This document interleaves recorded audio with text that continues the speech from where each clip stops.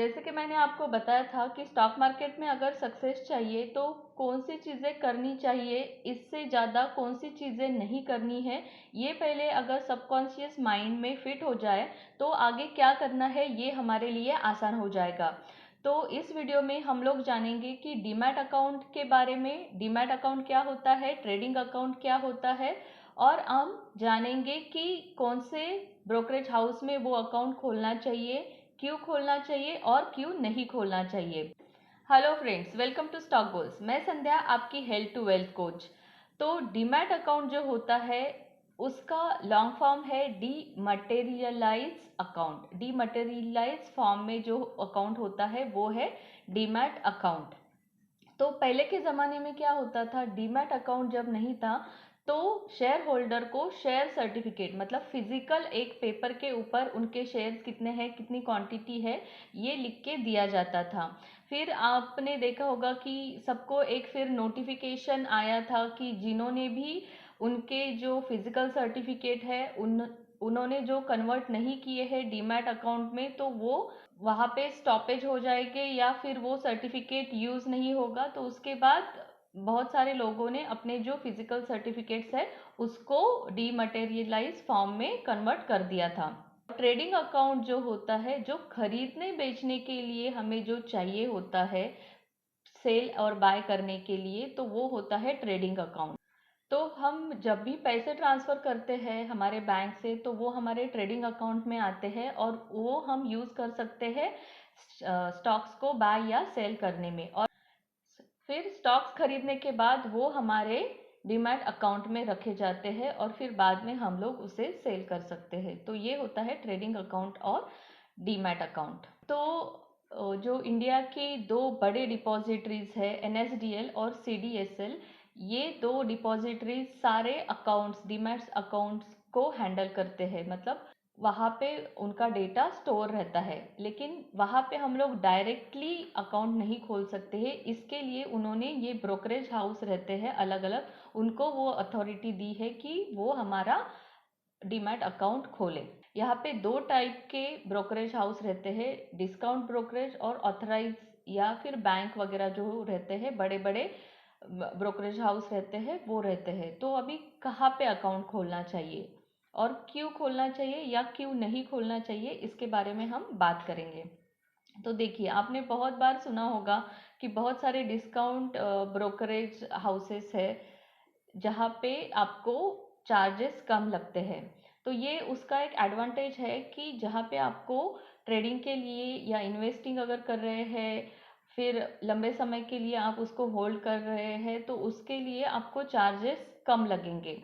लेकिन अगर डिसएडवांटेजेस देखे जाए तो उसके डिसएडवांटेजेस ये है कि ये अकाउंट, उनका जो बिजनेस मॉडल है वो पूरा ऑनलाइन रहता है और आपको अगर कुछ भी प्रॉब्लम होता है तो उनके पास डीलर्स डेस्क नहीं रहता है। मतलब डीलर्स डेस्क क्या होता है कि अगर कोई भी ट्रेडिंग करते समय आप अगर बीच में अटक जाए, मतलब आपका स्टॉक बाय नहीं हो रहा है या सेल नहीं हो रहा है, तो ये आपके ऊपर ही सारा कुछ रहता है, आप उसको कैसे मैनेज करेंगे।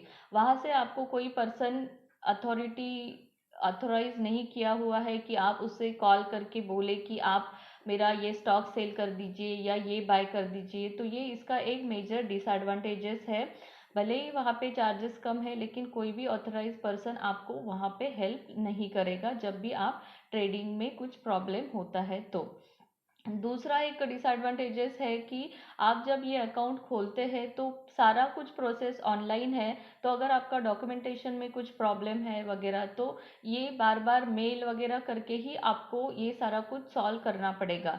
मैं आपको एक रियल लाइफ एग्जांपल देना चाहूँगी कि मेरे एक फ्रेंड है जो कि ट्रेडिंग कर रहे थे, उनका बहुत बड़ा अकाउंट है। तो सपोज 50 लाख के ऊपर वो ट्रेडिंग कर रहे थे और ट्रेडिंग करते करते अचानक से वो जो मार्केट प्राइस है वो आगे नहीं जा रही थी। तो उन्होंने देखा क्या हो रहा है, तो वो देखते और कुछ करने की कोशिश करते तब तक कि उनका स्टॉप लॉस हिट हो गया और वो 7.5 लाख रुपए का स्टॉप लॉस था। तो आप सोच के देखिए कि इतनी बड़ी अमाउंट अगर स्टॉप लॉस में जाती है तो ये बहुत बड़ा नुकसान हो सकता है।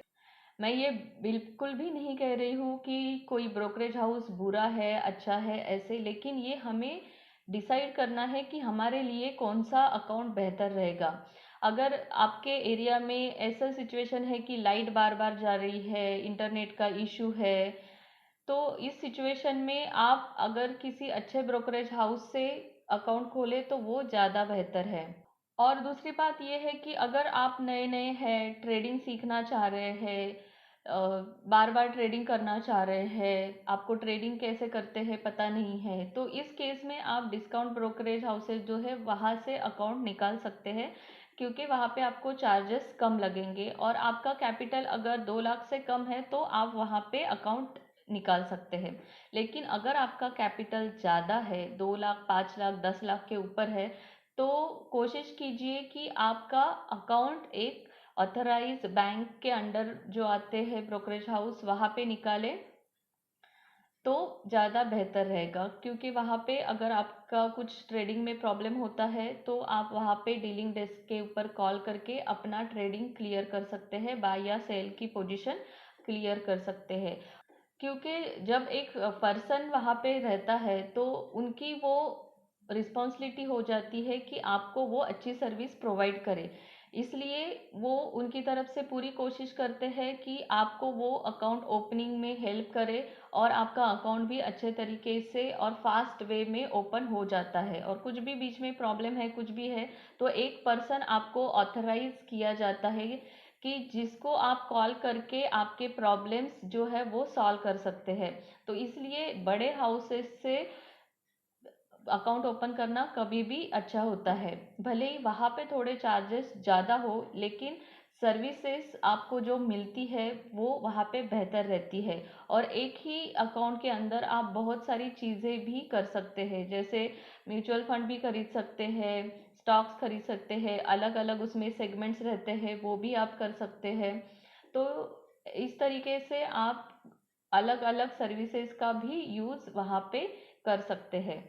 तो ये चीज़ें आपको ध्यान में रखनी है कि आपको क्या करना है, आपकी एक्चुअल रिक्वायरमेंट क्या है, फिर उसके हिसाब से ही आपको अकाउंट ओपन करना है। चाहे वो brokerage house, discount brokerage house हो, या कुछ ऑथराइज बड़े बैंक्स में वगैरह, या नामी गिनामी जो ब्रोकरेज हाउसेस है उसके अंदर आपको अकाउंट खोलना है।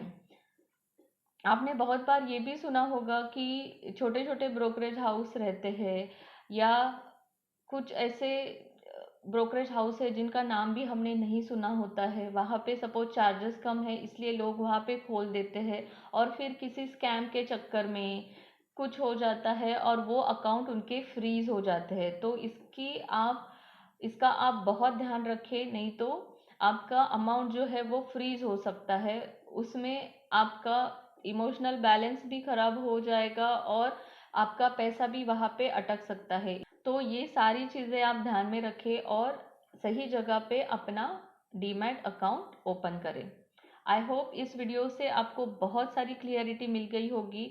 मैं चाहूँगी कि आप कमेंट में ज़रूर लिखें कि आपका एक्सपीरियंस क्या है, अपने डीमैट अकाउंट आपने कहाँ पे खोला है, और आपको क्या लगता है कि कौन सा डीमैट अकाउंट, कौन से ब्रोकरेज हाउस का डीमैट अकाउंट खोलना ज़्यादा बेहतर है। तो आप इसे कमेंट में ज़रूर लिखें, ताकि बहुत सारे लोगों को भी ये पता चले कि उनको एक्चुअल में क्या करना है। क्योंकि ये चैनल जो है मैंने इसी के लिए बनाया है कि हम लोग हमारा नॉलेज, हमारी इंफॉर्मेशन एक दूसरे के साथ शेयर करें, और जिससे ज़्यादा से ज़्यादा लोगों को फ़ायदा हो। क्योंकि मेरा ये गोल है कि मैं कम से कम 10 लाख लोगों को उनका फाइनेंशियल सक्सेस हासिल करने के लिए मदद करूं, और इसके लिए मुझे आप सभी लोगों की हेल्प चाहिए, और आपके हेल्प के बिना ये संभव नहीं है। तो अगर आपको ये वीडियो पसंद आया होगा तो कमेंट ज़रूर कीजिए, दोस्तों के साथ शेयर कीजिए, और सब्सक्राइब करने के लिए thank you so much. Channel को इतना प्यार देने के लिए थैंक यू सो मच। मिलते हैं नेक्स्ट वीडियो में, तब तक आप खुश रहिए। Keep learning, keep earning. Thank you.